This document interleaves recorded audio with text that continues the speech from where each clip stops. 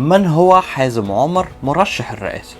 هو أحد وأهم وأبرز السياسيين المصريين في جمهورية مصر العربية، وقد أعلن في وقت سابق عن ترشحه للانتخابات الرئاسية المصرية القادمة لعام 2024. فمن هو حازم عمر؟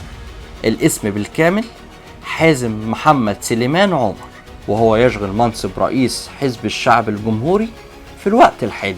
ولد في جمهورية مصر العربية وهو يحمل الجنسية المصرية، وقد تم تعيينه في ديسمبر 2020 عضوا في مجلس الشيوخ، وذلك من ضمن 100 عضو آخرين تم تعيينهم من قبل الرئيس المصري عبد الفتاح السيسي. وقد شغل في وقت سابق رئيس مجلس إدارة، وأيضا العضو المنتدب، وذلك في شركة فيال مورا التي تختص في التنمية السياحية. وفي مجلس الشيوخ كان حازم عمر يشغل منصب رئيس لجنة العلاقات الخارجية، وكانت هذه اللجنة تختص في مناقشة ملفات مهمة. ومن بين الملفات المهمة التي يعمل على مناقشتها في اللجنة هي المعاهدات التي تخص الصلح والتحالف، وكل المعاهدات التي تختص بحقوق السيادة في المعاهدة الدولية. من هو حازم عمر رئيس حزب الشعب الجمهوري؟ تم إصدار قرار من حزب الشعب الجمهوري في شهر يوليو الماضي من أجل أن يترشح حازم عمر وهو رئيس حزب الشعب الجمهوري في انتخابات الرئاسة المصرية العام 2024. وقد جاء تأييد هذا القرار من قبل 44 عضوا من أعضاء مجلس النواب من أجل تزكية المرشح من أجل الدخول في انتخابات الرئاسة المقبلة. وعلى هذا القرار فإن المرشح قد تم باستقالته من مجلس الشيوخ، حيث كان في منصب رئيس لجنة العلاقات الخارجية، وهذا من أجل الترشح للانتخابات الرئاسية لعام 2024.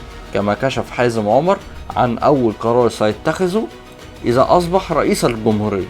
وفي خلال مداخلة هاتفية مع الإعلامي محمد الباز في برنامج آخر النهار، وقال: إذا أصبحت رئيسا للجمهورية أول قرار سأتخذه هو تخفيض الرسوم والضرائب على الغذاء والدواء. ولفت إلى أنه سيسدد العجز للخزانة العامة من جراء ذلك القرار بإعادة هيكلة ضريبية على بعض السلع الكمالية والاستفزازية.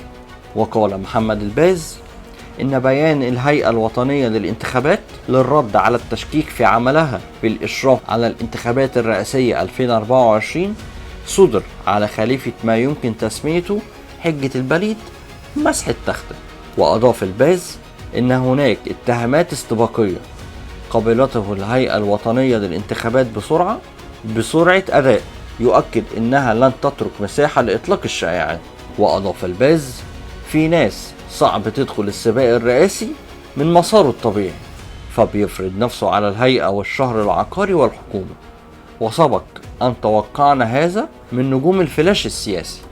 ولفت الباز إلى أن الهيئة تخضع للابتزاز، وأبطلت الحجج بإعلانها أنها ترحب بأن يتقدم إليها ذو الشأن بأي وقائع مدعومة بأدلة داغمة.